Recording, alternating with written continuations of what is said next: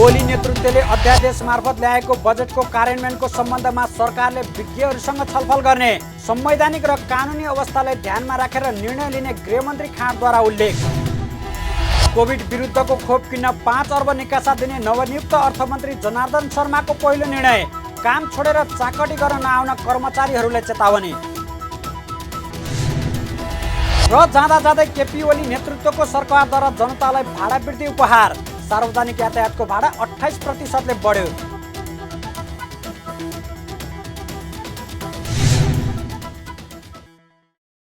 हामी छौं पल पल तपाईसँग,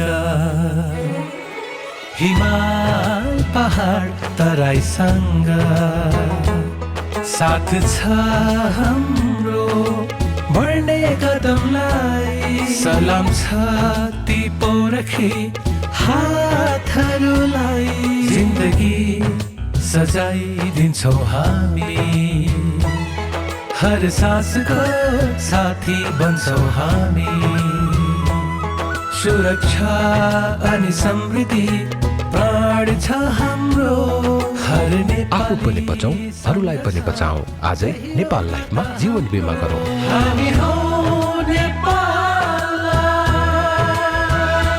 नेपाल लाइफ, किनकि जीवन अमूल्य छ।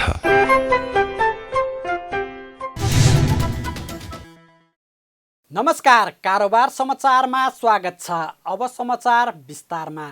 नवनियुक्त गृहमन्त्री बालकृष्ण खाँडले आर्थिक वर्ष 2078-79 को बजेट कार्यान्वयनको सम्बन्धमा विज्ञहरूसँग छलफल गरेर निर्णय लिने बताउनु भएको छ। बुधबार गृहमन्त्रीको कार्यभार सम्हाल्दै मन्त्री खाँडले केपी शर्मा ओली नेतृत्वले अध्यादेश मार्फत ल्याएको बजेटको कार्यान्वयनलाई कसरी अगाडि बढाउने भन्ने सम्बन्धमा वर्तमान सरकारले विज्ञ र प्रशासकहरूसँग सल्लाह गरी निर्णय लिने बताउनु भएको हो। उहाँले बजेटको अध्ययन गरी संवैधानिक र कानुनी अवस्थालाई ध्यानमा राखेर निर्णय लिने बताउनु भयो। बजेट पनि संसदमै आउनुपर्छ भन्ने हाम्रो धारणा थियो, चाहना थियो हैन। र अहिले अगाडि बढिसकेको छ।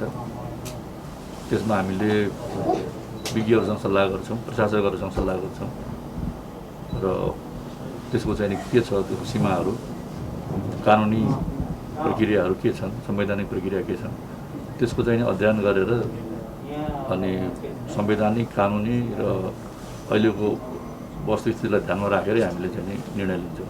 नवनियुक्त गृहमन्त्री खाँडले कोभिड-19 को विरुद्ध अग्रपङ्क्तिमा खट्ने व्यक्तिहरूको सुरक्षाको व्यवस्था गर्नु राज्यको दायित्व भएको भन्दै उनीहरूको व्यवस्थापन गर्न र प्रोत्साहन भत्ता दिनका लागि सरकार गम्भीर रहेको पनि बताउनु भयो। हामीले आफ्नो जीवनमा सबैभन्दा ठुलो महामारीको सामना गरिरहेका छौँ र यो महामारीबाट बच्नका लागि सबैले नै गम्भीरतापूर्वक चाहिँ आफ्नो दायित्व भूमिका निर्वाह गर्न जरुरी छ।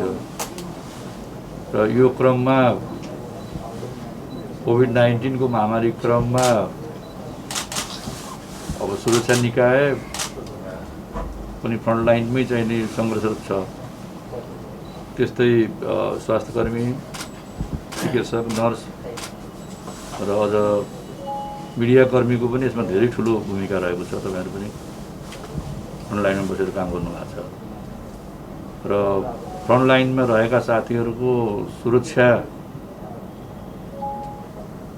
व्यवस्था गर्ने दायित्व पनि राज्यको हो र हामीहरूले चाहिँ समुचित व्यवस्थापन गर्नुपर्दछ र आवश्यक ठाउँमा सरकारले बजेटको व्यवस्थापन गर्ने, खर्च गर्ने, उनीहरूलाई समुचित चाहिँ प्रोत्साहित गर्ने भत्ता दिने, उनीहरूको उपचारका लागि गम्भीर बन्ने, सम्बोधन गर्ने, त्यो काम हामी सबैले मिलेरै गर्नुपर्छ। सरकारसँग गम्भीरै बन्छ।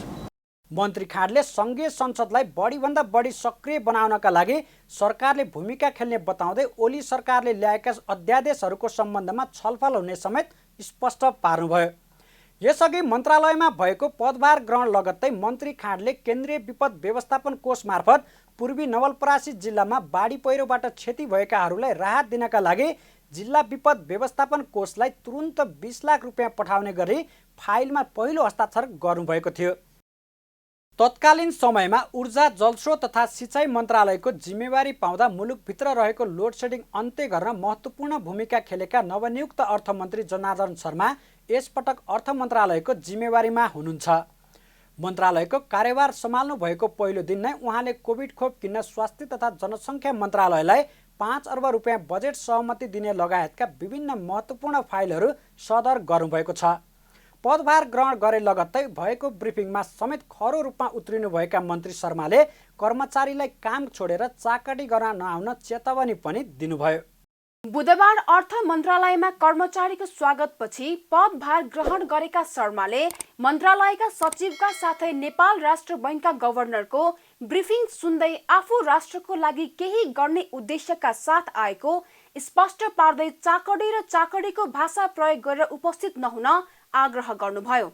मन्त्रालयमा मन्त्री र कर्मचारी कदममा कदम मिलाएर हिँड्ने आफ्नो प्रतिबद्धता भएको पनि मन्त्री शर्माले बताउनुभयो।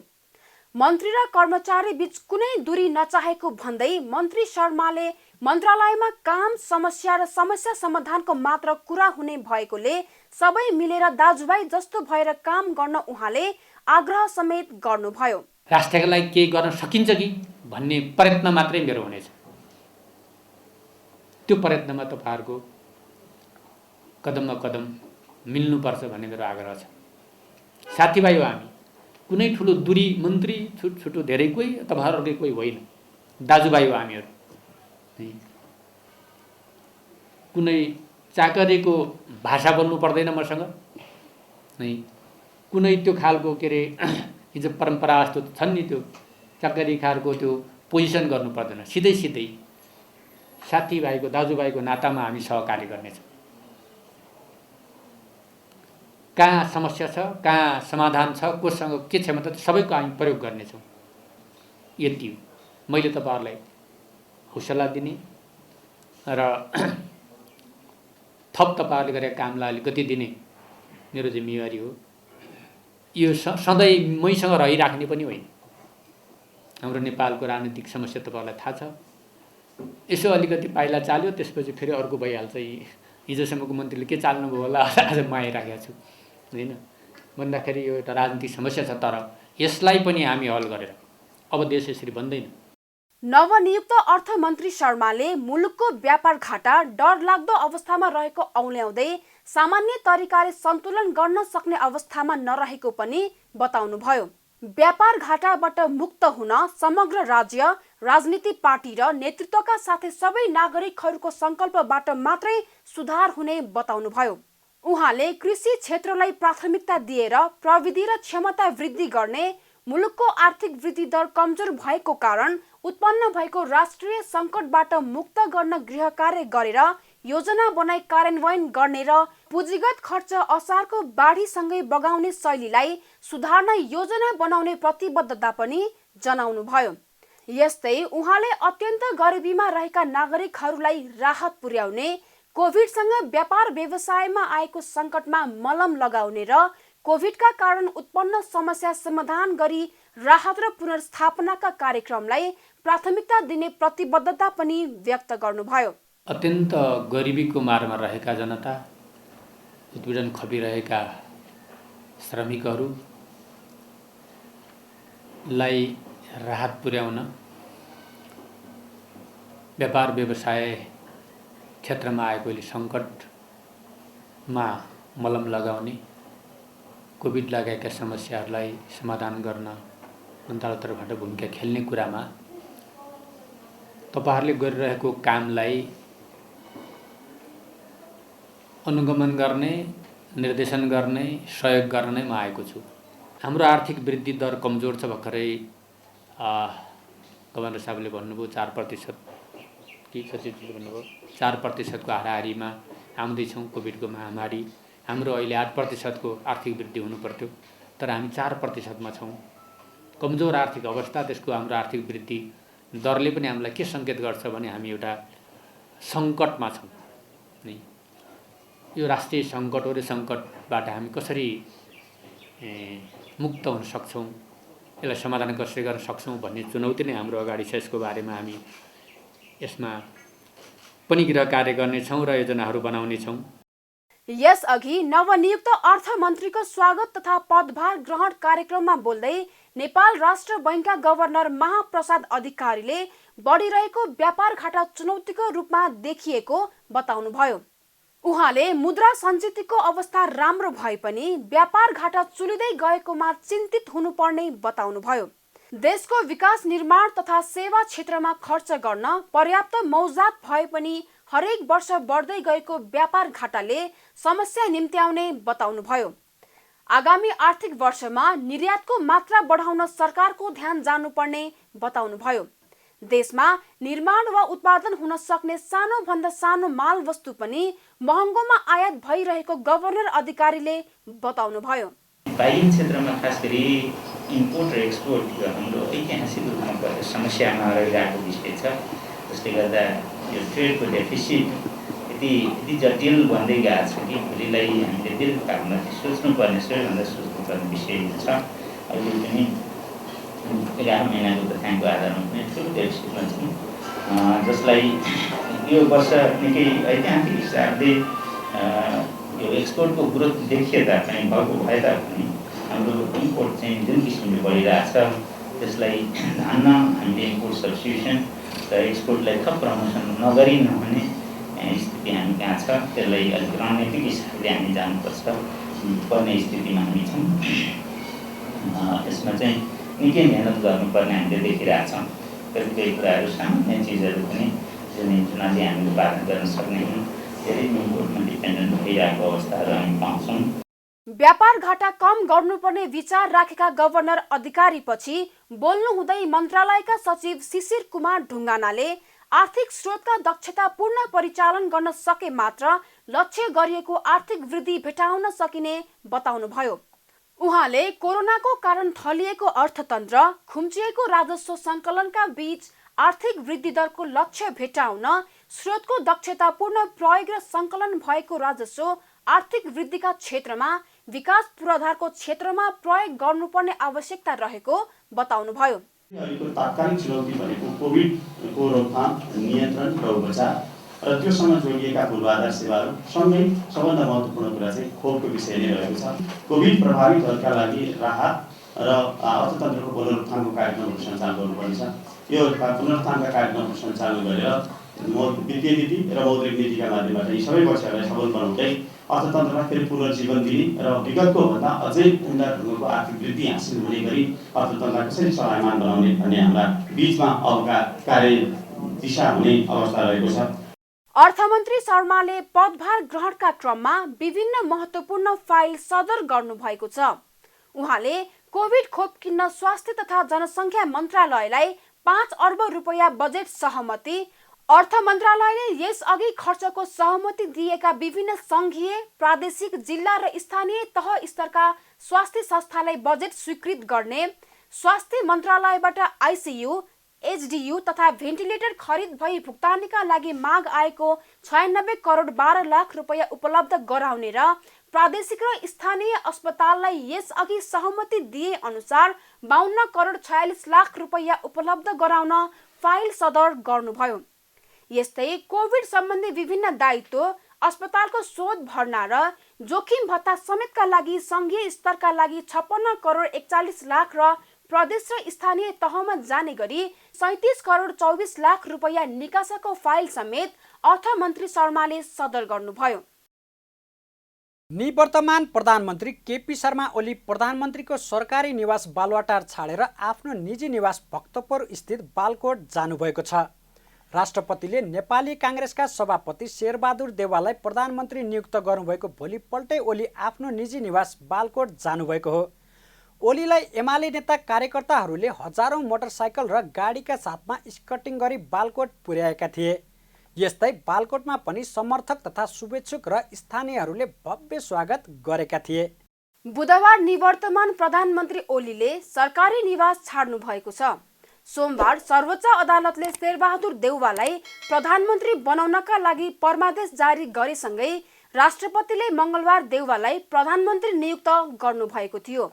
देउवा प्रधानमन्त्रीको शपथ ग्रहण गरी आफ्नै निजी निवास बुढानीलकण्ठमा जानुभएको थियो। ओलीले सरकारी निवास छाडेसँगै देउबाको लागि सरकारी निवास बालुवाटारमा आउन बाटो खुलेको छ। बालुवाटार छाड्दै गर्दा ओलीको समर्थकहरूको भिड लागेको थियो। मंगलबार नै एमाले नेताहरूले हजारौं मोटरसाइकल र गाडीका साथमा ओलीलाई स्कटिङ गरी बालकोट पुर्याउने उद्घोष गरेका थिए भने नेताहरूको निर्देशन अनुसार सयौंको संख्यामा एमालेका नेता कार्यकर्ता ओलीलाई स्वागत गर्नका लागि सरकारी निवास बालुवाटारदेखि निजी निवास बालकोटसम्मै लामबद्ध भएका थिए।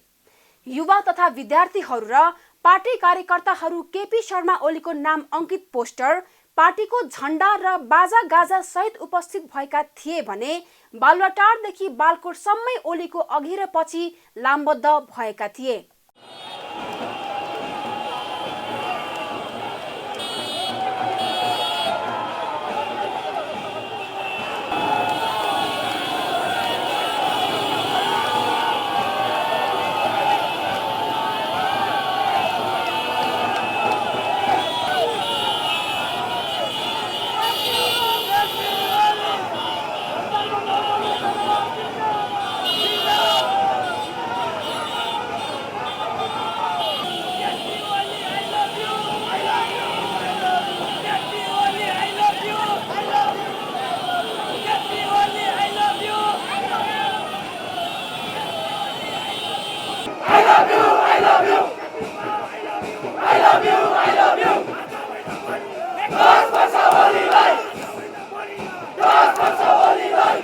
बालकोटमा ओलीलाई स्वागत गर्न समर्थक तथा शुभेच्छुक र स्थानीयहरूको घुइँचो लागेको थियो।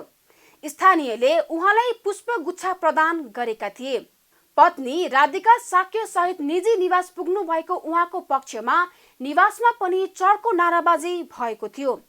ओलीको पक्षमा नाराबाजी गर्ने कार्यकर्ताहरूले सर्वोच्च अदालत, सरकार र गठबन्धनका नेताहरूप्रति अभद्र नाराबाजी समेत गरेका थिए। ओलीको गृह प्रस्थानले सडक भने अस्तव्यस्त भएको थियो। सर्वसाधारणले जामको शास्ति भोग्नु परेको थियो। सरकारले सार्वजनिक यातायातको 28% भाडा वृद्धि गरेको छ। यातायात व्यवस्था विभागले यात्रुवाहक सवारी साधनको 28%, पहाडी बाटोमा सञ्चालन हुने मालवाहक सवारी साधनको 20% र तराईमा सञ्चालन हुने मालवाहक सवारी साधनको 26% भाडा वृद्धि गरेको हो। यातायात व्यवस्था विभागले भाडा दर समायोजन सम्बन्धी गरेको अध्ययनले सार्वजनिक सवारी साधनको भाडा दर बढाउनु पर्ने निष्कर्ष निकालेको थियो। उक्त प्रतिवेदन मन्त्रालयले स्वीकृत गरेसँगै भाडा वृद्धि गरिएको हो। असार 27 गते तत्कालीन भौतिक पूर्वाधार तथा यातायात मन्त्री बसन्त नेमाङले स्वीकृति दिएपछि विभागले सूचना जारी गर्दै भाडा वृद्धि गरेको हो। प्रतिवेदन अनुसार 13 वटा इन्डिकेटरलाई आधार मानेर भाडा समायोजन गरिएको छ। सवारी साधनमा काम गर्ने स्टाफको तलब सुविधा, कर, वार्षिक बिमा प्रिमियम, सोमबार मर्मत खर्च, ब्याज दर, ब्याट्रीको मूल्य ह्रास, अरू खर्च, इन्धन, टायर, लुब्रिक्यान्ट लगायतका 13 इन्डिकेटरलाई आधार मानिएको हो। कानुन अनुसार पेट्रोल डिजेलको मूल्यमा 5 रुपियाँ तलमाथि भएमा भाडा दर समायोजन गर्नुपर्ने हुन्छ। तर 2069 देखि अहिलेसम्म त्यसरी भाडा दर समायोजन हुन सकेको छैन। भाडा दर समायोजन गर्दा 35% पेट्रोलियम पदार्थ र 65% बाँकी अवयवहरूलाई आधार मानिन्छ। यो सँगै हालसम्म चढ्ने बित्तिकै 15 रुपियाँ भाडा तिर्नु पर्दथ्यो भने अब 28% बढाउँदा करिब 20 रुपियाँ तिर्नुपर्ने हुन्छ। बुधबार शेयर बजारमा सामान्य अङ्कले बढेको छ। शेयर बजार मापन गर्ने नेप्से परिसूचक बुधबार 1.0 अङ्कले बढेर 2872.05 अङ्कमा पुगेको हो। यता क वर्ग कम्पनीहरूको कारोबार मापन गर्ने सेन्सेटिभ इन्डेक्स भने 0.14 अङ्कले घटेर 539.39 अङ्कमा झरेको छ। बुधबार कारोबार रकम पनि अघिल्लो दिनको तुलनामा सामान्य बढे पनि कारोबार शेयर सङ्ख्यामा भने उल्लेख्य बढेको छ। दिनभर कुल 214 कम्पनीको 4 करोड 47 लाख किता शेयर 5 अर्ब 65 करोड रुपियाँ बराबरमा किनबेच भएको छ। नेपाल बङ्गलादेश बैङ्कको सबैभन्दा धेरै 30,43,000 किता शेयर 13 करोड 37 लाख रुपियाँ बराबरमा कारोबार भएको छ। कारोबार रकमको आधारमा भने गोर्खाज फाइनान्सको सर्वाधिक 29 करोड 47 लाख रुपियाँ बराबरको किनबेच भएको छ। यस्तै छिमेकी लघुवित्त विकास बैङ्कको पनि 23 करोड 33 लाख रुपियाँ बराबरको किनबेच भएको छ। आज नेप्सेमा सूचीकृत 13 वटा समूहमध्ये होटल र पर्यटन, जलविद्युत, वित्त, म्युचुअल फन्ड र लगानी समूहको परिसूचक बाहेक सबै समूहको परिसूचक घटेको छ। युवा पत्रकारिता पुरस्कार 2078बाट 4 जना पत्रकार सम्मानित भएका छन्। युवा तथा खेलकुद मन्त्रालयले युवा पत्रकारिता पुरस्कार 2078बाट जनही 50,000 रुपैयाँको दरले बुधबार मन्त्रालयमा एक कार्यक्रम गरी सम्मान गरेको हो। पुरस्कार पाउनेहरूमा अपन टेलिभिजनमा कार्यरत अजय कुमार शाह शिवाली, इमेज च्यानलमा कार्यरत पत्रकार डोलराज राणाभाट, तरङ्ग राष्ट्रिय पाक्षिकमा कार्यरत राधा नेपाली र जनता टेलिभिजनमा कार्यरत शिवकुमार अधिकारी हुनुहुन्छ। पुरस्कार प्रदान समारोहमा बोल्दै युवा तथा खेलकुद मन्त्रालयका सचिव केदार न्यौपानेले राज्यको हरेक निकायमा पुरानो पुस्तालाई विदाय गर्दै युवा पुस्तालाई समेट्न सके देशको विद्यमान समस्याको समाधान हुने भन्दै युवा पत्रकारहरूको भूमिका राज्यको हरेक निकायमा युवाहरूको प्रतिनिधित्व आवश्यक छ भन्ने वकालत गर्नु रहेको बताउनुभयो। पत्रकारहरूले देशलाई रूपान्तरण गर्न युवाको भूमिका महत्त्वपूर्ण हुने सन्देश जनतामाझ पुर्याउनु परेमा उहाँले जोड दिनुभयो। युवाको भूमिका हाम्रो समाजमा, हाम्रो देश विकासमा, हाम्रो उन्नति प्रगतिमा बढाउने दिशातर्फ तपाईँको कलम र क्यामेरा चल्नुपर्छ भन्ने लाग्छ र हाम्रो देशलाई रूपान्तरण गर्ने प्रक्रियामा जुन युवाको भूमिका हुँदैन त्यो चाहिँ अवरुद्ध हुन्छ र हामी चाहिँ झन्झन तल पर्छौँ। त्यसले गर्दाखेरि यो सन्देश फैलाउनुपर्छ। पुरस्कृत पत्रकारहरूले आफूहरूले मफसलमा रहेर युवाहरूको विषयलाई प्राथमिकतामा राखी पत्रकारिता गरिरहेको उल्लेख गर्दै पुरस्कार आफूहरूको लागि सुनौलो अवसर भएको बताएका थिए। कारोबार समाचारमा अब सुन चाँदी र विदेशी विनिमय दर सम्बन्धी जानकारी।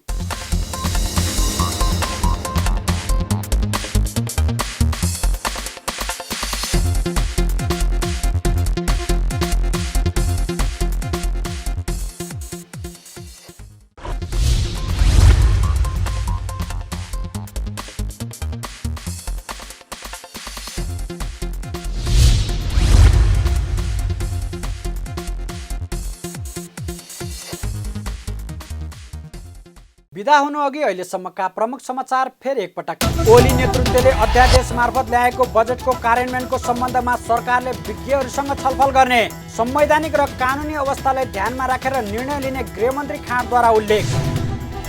कोभिड विरुद्धको खोप किन्न 5 अर्ब निकासा दिने नवनियुक्त अर्थमन्त्री जनार्दन शर्माको पहिलो निर्णय, काम छोडेर चाकटी गर्न नआउन कर्मचारीहरूलाई चेतावनी।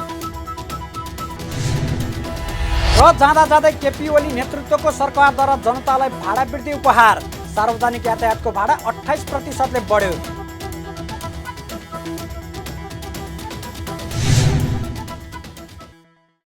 कारोबार समाचार सकियो। हामीलाई बिदा दिनुहोस्। नमस्कार।